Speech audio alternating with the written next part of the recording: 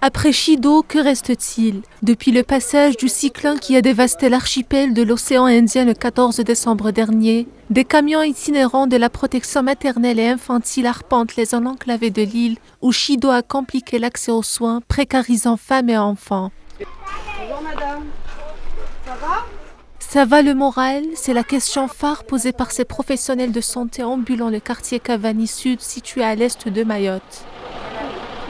Alors les principales plaies que je vois depuis Chido, ça va être les plaies classiques de blessures par tôle ou clou qui nécessitent des pansages, mais aussi un contrôle vaccinal, quoi, être sûr que les personnes sont bien à jour de leur vaccin.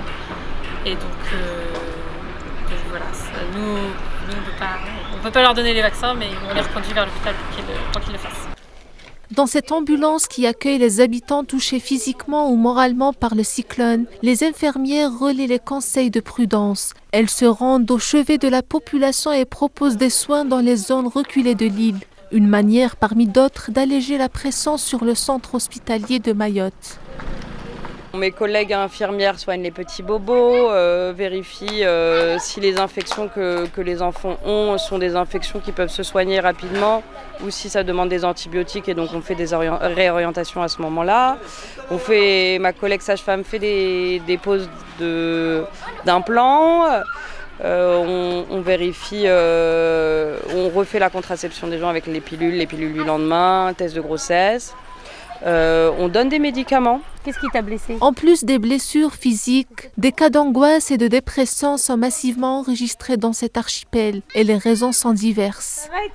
Malheureusement, on a eu des enfants qui, suite au choc traumatique, sont passés par une période de sidération et de déni, et puis sont rentrés très rapidement, au bout d'une semaine, 10 jours, dans des troubles du comportement très importants, avec nous, notre incapacité à gérer ce type de situation parce qu'on était sur des urgences vitales et non plus sur des urgences de troubles de comportement.